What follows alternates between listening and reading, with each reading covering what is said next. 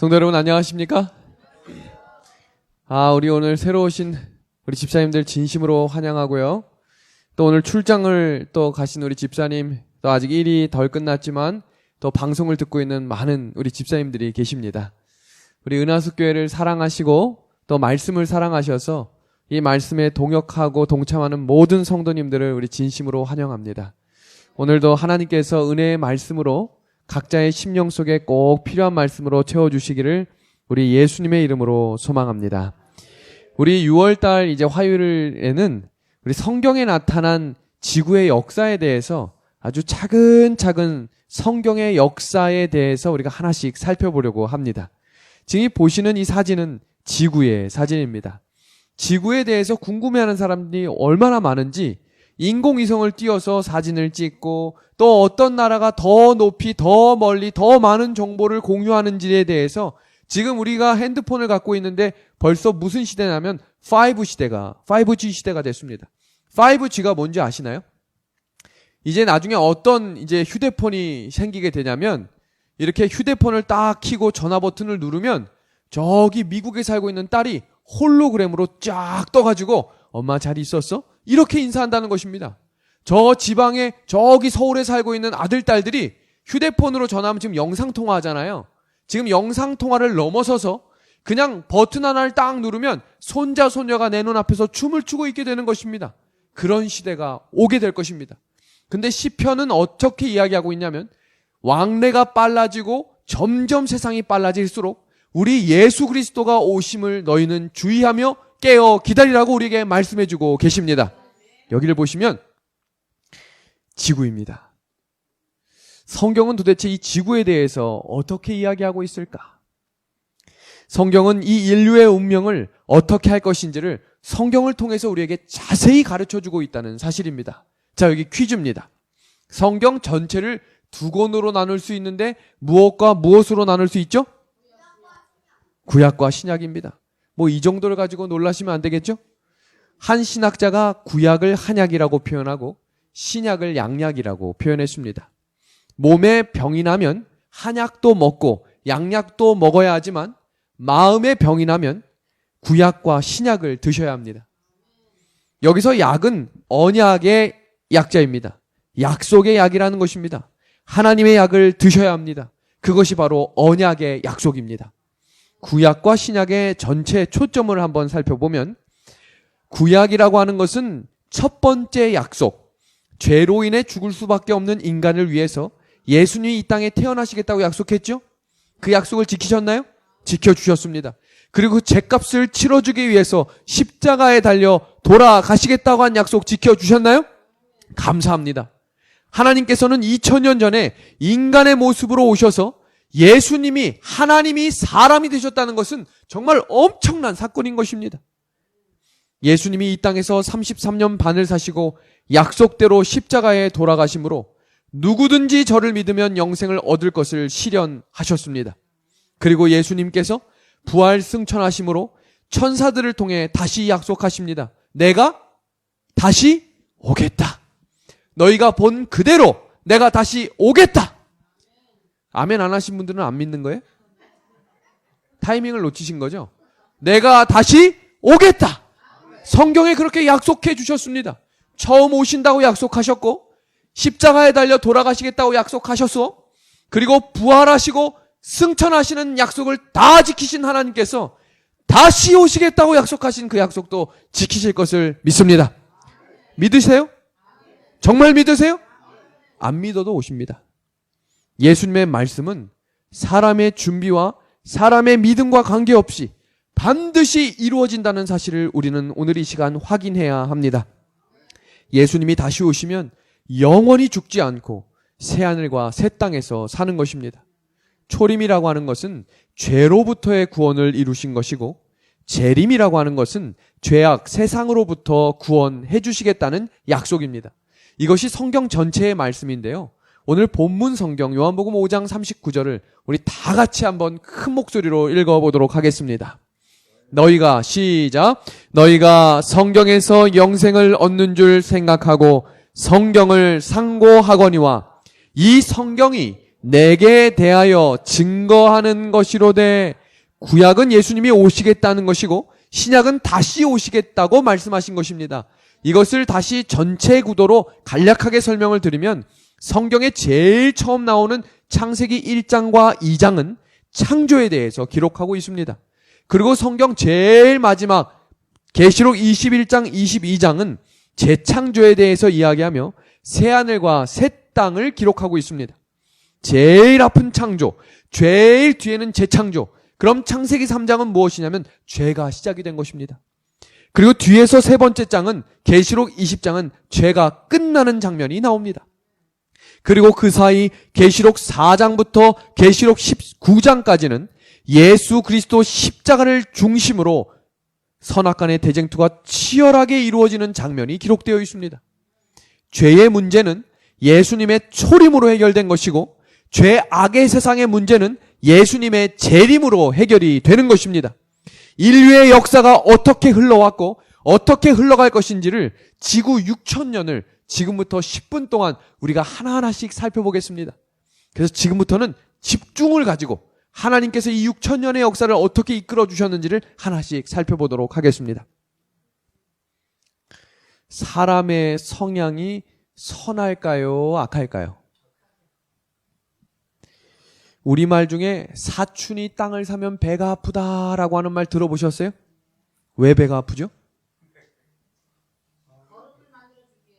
사람이 원래 못됐기 때문에 그래요. 목사님이 박용숙 집사님만 매일 칭찬하면 목사님 좋아하실 분 손 들어보세요. 없어요. 안식일 학교를 2명이 했는데 딱 내려오는데 1명하고만 악수하면서 아우 집사님 오늘 너무 은혜로웠어요. 근데 뒷분하고는 인사도 안 해. 그럼 어떻게 되는 줄 알아요? 다음 주부터 안 나와. 우리 목사님 어떻게 그럴 수 있는 거야? 새로 오신 분도 똑같이 환영해 줘야지. 어떤 분은 막 와 어서 오세요라고 하고 어떤 분은 보는 둥 마는 둥 오셨어요 하고 지나가면 그분 안 와요. 사람이 왜냐하면 본성 자체가 약하고 악하기 때문이에요. 그런데 어떻게 해요? 가면을 쓰고 다 착한 척 하는 거예요. 좋은 척, 기분 좋은 척, 다 괜찮은 척. 그러나 사람의 본심은 뭐예요? 악하다는 것을 기억해야 합니다. 인류 초기의 역사는 완전 타락에서 끝이 납니다. 조금만 더 가면 한 가족도 없이 100% 모두가 다 죄인이 될 위기가 처했을 때 마지막 남은 한 가족을 선택하시는데 그 가족이 노아였어요. 그리고 그 노아 가족을 구원하시며 홍수를 허락하십니다. 노아마저 넘어가면 하나님은 더 이상 구속 사업을 이룰 수가 없습니다. 여기서 중요한 것은 하나님도 사람도 이 지구상의 일을 사람을 통해 하신다는 것을 우리는 기억해야 합니다. 마지막 때에 노아를 구별하시고 세상을 심판하십니다. 노아의 후손들이 그 홍수를 경험하였기 때문에 초기에는 경건하게 생활했지만 여러 대가 흘러 홍수를 잊어버리고 하나님의 은혜를 잊어버리고 글쎄 그 홍수가 있기는 있었을까? 그리고 다음에 예수님이 무지개를 보여주셔가지고 2번 다시 멸망시키시지 않는다고 하는 약속을 지키시긴 지키실까라고 하는 의심이 시작되면서 사람들의 믿음이 퇴보되기 시작했습니다. 그렇게 하나님을 거슬러서 만들게 된 것이 바로 바벨탑이었어요. 바벨탑을 쌓는 사람들은 철저한 우상 숭배자였다라고 영감의 글은 기록하고 있습니다. 그때 한 명을 불러내시는데 그 사람이 누구냐면 바로 아브라함이었습니다. 아브라함과 이삭과 야곱과 12아들. 그것이 창세기 전체의 이야기인데요. 그 12아들이 발전해서 만들어진 나라가 어느 민족이에요? 이스라엘 민족이었습니다. 하나님의 뜻을 이룰 민족이 탄생하게 된 것입니다. 자, 여기서 제가 질문 한번 해보겠습니다. 우리가 하나님을 연구해서 발견한 것이에요? 아니면 하나님이 자신을 계시하심으로 사람이 알게 된 건가요? 하나님은 사람이 연구해서 밝혀낸 분이 아니고 하나님이 친히 자신을 계시하심으로 사람이 하나님을 알게 된 것입니다. 그 대표적인 민족이 이스라엘이었어요. 구약 모세 오경을 보면 이스라엘 백성들이 시내 광야에서 시내산에서 하나님께서 십계명을 반포하실 때에 모든 민족이 집단적으로 하나님의 존재를 경험하게 되었다고 기록이 되어 있습니다. 그를 보았다라고 기록하고 있어요. 아무리 하나님을 부인해도 하나님은 계시고 하나님은 지금도 일하시고 우리를 데리러 오실 것입니다. 그러나 이스라엘도 역시 죄인이었기 때문에 그 죄악의 역사가 구약에 기록되므로 우리를 슬프게 합니다. 이스라엘 백성들의 역사가 흐르면서 신앙도 시간이 지남으로 신앙이 형식화되고 외식화되고 도태되면서 구약의 초점이었던 예수님이 오셨는데도 불구하고 예수님을 알아보지 못하고 알면서도 예수님을 부인하는 세상이 된 것입니다. 주님께서 마침내 십자가를 통해서 승리하시고 구원의 길을 열어 놓으시고 구약을 배우지 못한 제자들을 훈련시키심으로 드디어 제자들을 탄생시키셨습니다. 그들이 성령을 받아 일하자 얼마나 능력이 큰지 로마에서는 그들을 연병이라고 이야기까지 했습니다. 하나님의 섭리였습니다. 그렇게 초기 교회 역사가 나옵니다. 그러나 그 교회도 타락을 해서 완전히 기독교 정신을 뒤집어 놓은 이방 종교와 연합하여 탄생된 교회가 바로 로마 교회입니다. 가톨릭이 생기게 된 것입니다. 진실하고 정직한 사람을 세워서 일하심으로 종교 개혁자들을 세우셨습니다. 종교 개혁자들은 오직 성경으로 돌아가자고 외치기 시작합니다. 그런데 1000년 이상 굳어진 교회에 말씀으로 빛을 비춘다는 것이 쉬운 일이었을까요? 어려운 일이었을까요? 어려운 일이었습니다. 한국 교회에도 개혁이라고 하는 단어가 수차례 나오고 있습니다. 목회자를 개혁해야 한다. 교회가 개혁되어야 한다. 많은 것들이 개혁되어야 한다라고 이야기하지만 이 110년 동안 굳어진 구조와 관습이 이 상황이 성령의 능력 외에는 절대로 변하지 않을 것입니다. 한번 생각해 보세요. 커다란 배가 이렇게 방향을 틀려고 하면 한 번에 틀 수 있어요? 없어요? 없지요. 한 번에 틀려고 하면 어떻게 될까요? 배가 뒤집어질 것입니다. 그러니 배는 어쩔 수 없이 천천히 멀리 돌아야 하는 것입니다. 그러나 성경을 강조하면서 개신교회가 탄생하게 된 것입니다. 오직 성경의 중심의 교회를 만들자. 출발은 좋았지만 그 뒤를 이은 개혁자들의 정신을 이어받지 못했어요. 2세대, 3세대가 넘어가면서 다시 기득권 세력이 안주하고 현상을 유지하면서 먹고 사는 문제에 사람들이 관심을 두기 시작했습니다. 세상과 점점 가까워지면서 교회가 세속화가 되었고 말씀의 빛은 더 이상 발전하지 못한 채 계시록 12장 17절을 통해서 약속된 남은 무리를 세우십니다. 그 남은 무리는 어떤 사람들이었죠? 하나님의 계명을 지키며 예수의 증거와 예수의 믿음을 가진 자들을 세우십니다. 하나님의 신실한 남은 무리를 세우신 것입니다. 이들은 성경의 핵심인 하나님의 계명을 가지고 마지막에 초점과 경고의 기별을 맺히는 무리들이 되었습니다. 이 남은 자손이 탄생한 이후로 이 세상의 역사는 지구의 마지막이 되었기 때문에 예수 그리스도의 재림을 알리는 세상을 향하여 외치는 기별을 가진 사람들입니다. 이 기별이 무슨 기별이에요? 새 천사의 기별입니다. 계시록 14장에 나오는 이 새 천사의 기별이죠. 첫 번째 천사의 기별 뭐죠? 하나님을 경배하라. 심판의 때가 가까이 왔으니 하나님을 경배하라는 것입니다. 하늘과 땅과 바다와 물들의 근원은 만드신 이를 뭐 하라는 거예요? 경배하라는 것입니다. 그 내용이 어디에 나오는 거예요? 10계명 네 번째 계명에 나오는 말씀입니다. 이 첫 번째 기별을 통해 만들어진 교회가 바로 제7일 안식일 예수 재림교회입니다. 이 역사의 마지막 시대에 진리의 빛을 전해서 구원의 길을 전해야 하는 사명과 책임이 있는 사람들입니다. 이 진리를 알지 못해서 흑암 속에서 죽어가는 가족들에게 이 기별을 전해야 합니다. 이 기별을 받지 아니한 사람들이 세속화된 교회가 영적 바벨론이 되는 것입니다. 이 마지막 때의 영적 바벨론으로부터 받는 핍박 때문에 알곡과 쭉정이로 나뉘어지게 될 것입니다. 대부분의 사람들이 위장을 하고 삽니다. 자신의 속마음대로 살지 않고 어떤 사건이 생길 때 내 마음속에 있던 본능이 튀어나오는 것입니다. 마지막 때에 하나님의 남은 교회에 몰아치는 핍박에 의해서 쭉정이들은 다 물러가고 영적인 바벨론에서 정말 진실하고 신실하게 깨닫기만 하면 신실한 백성들을 불러 오실 것입니다. 그때 역사의 마지막이 끝나는 것입니다. 그 무리가 14만 4천이라고 불리우고 예수님의 재림이 일어남으로 하나님의 나라가 시작되는 것입니다. 이 역사가 반복되고 그 위기 때에 하나님의 은혜로 진리의 백성을 세우심으로 하나님의 나라를 준비하시겠다고 이야기하신 이 이야기가 지구 6천년 역사의 전체 스토리입니다.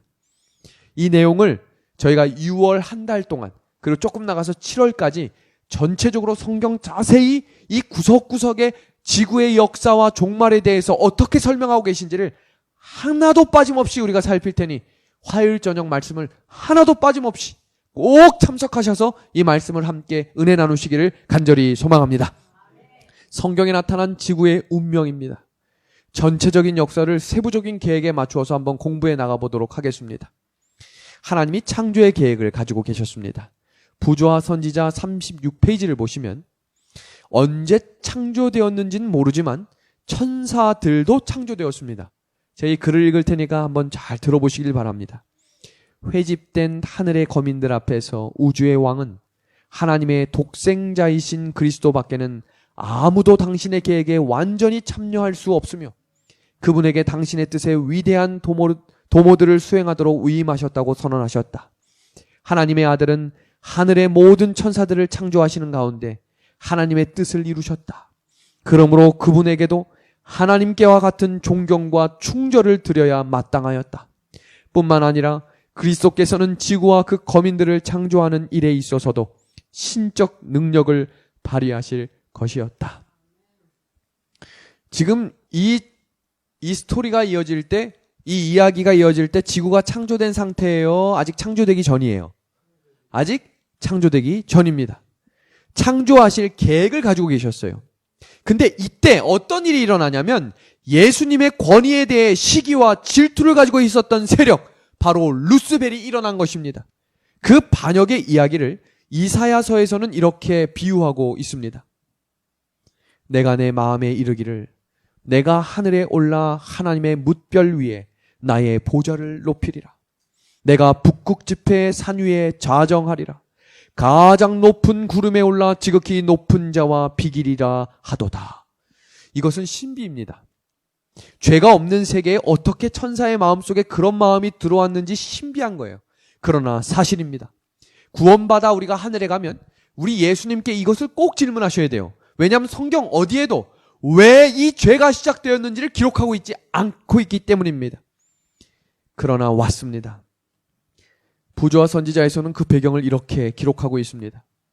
루스벨은 하늘 천사들의 사랑과 존경을 받았으며 천사들은 기쁨으로 그의 명령을 수행하였고 그는 그 모든 천사들보다 뛰어난 지혜와 영광으로 옷 입고 있었다. 그러나 하나님의 아들은 능력과 권위에 있어서 아버지와 하나이신 분으로 루스벨보다 높임을 받았다. 그분은 아버지와 같이 의논하셨으나 루스벨은 하나님의 의도에 참여하지 않았다. 이 강한 천사는 왜 그리스도가 최상권을 가져야 하는가? 왜 그는 루스벨보다 더 영광을 받는가라고 자문하였다. 왜 그는 루스벨보다 영광을 더 받는가? 이런 마음의 출발로 시작해서 자신이 다스리는 천사들에게 하나님에 대해 불신하는 사상을 집어넣고 자기 편으로 만들기 시작합니다. 하나님의 주위 천사들이 충고하였지만 듣지 않았습니다. 그 활동이 활발해졌어요. 그는 마음을 돌이키지 않았고 너무 멀리 가서 돌이킬 수 없게 된 것입니다. 성경은 그것을 화인 맞았다라고 기록한 것입니다. 하늘에 선악간의 대쟁투가 있었고 그 이야기가 계시록 12장 7절에서 9절에 이렇게 기록되어 있습니다. 하늘에 전쟁이 있으니 미갈과 그의 사자들이 용으로 더불어 싸울세 용과 그의 사자들도 싸우나 이기지 못하여 다시 하늘에서 저희의 있을 곳을 얻지 못한지라. 큰 용이 내어 쫓기니 옛 뱀 곧 마귀라고도 하고 사단이라고도 하는 온 천하를 꿰는 자라. 땅으로 내어 쫓기니 그의 사자들도 저와 함께 내어 쫓기니라. 계시록 12장 4절을 보면 상당히 많은 천사들을 포섭해서 쫓겨나는 장면이 나오는데요. 한번 기록을 볼까요? 그 꼬리가 하늘별 3분의 1을 끌어다가 땅에 던지니라. 나중에 우리가 계시록을 한번 집중적으로 연구를 할 거거든요. 제가 한 5개월 대장정 계획을 세우고 있는데요. 계시록 공부를 하다 보면 하나님의 성령의 역사를 경험할 수 있습니다. 이 장면을 보시면 꼬리가 하늘별 3분의 1이라고 하는 숫자는 절반이 넘지는 않지만 치명적이고 크고 많은 수를 쓸 때 성경은 3분의 1이라는 단어를 씁니다. 바로 이 존재들이 오늘날 죽은 자들의 영혼이 활동하는 것처럼 활동하는 존재들이에요. 사단의 존재를 명확히 이해하지 못하기 때문에 그걸 영혼이라고 착각하는 것입니다. 드디어 하나님이 천지를 창조하십니다. 요새 재림교회 많은 분들이 성경 연구를 제대로 하지 않아서 어떤 분들은 십계명도 정확히 몰라요. 그리고 어떤 분들은 천지 창조 순서도 정확히 모릅니다. 우리 한번 아시겠지만 한번 살펴보도록 하겠습니다. 긴장하지 마세요. 질문 안 할 테니까 한번 질문해 볼까요? 한 명씩? 첫째 날, 둘째 날 이렇게? 첫째 날 뭘 창조하셨죠? 빛을 창조하셨습니다. 둘째 날은요? 궁창, 하늘을 창조하시고, 셋째 날은요? 바다, 땅, 식물. 넷째 날은요?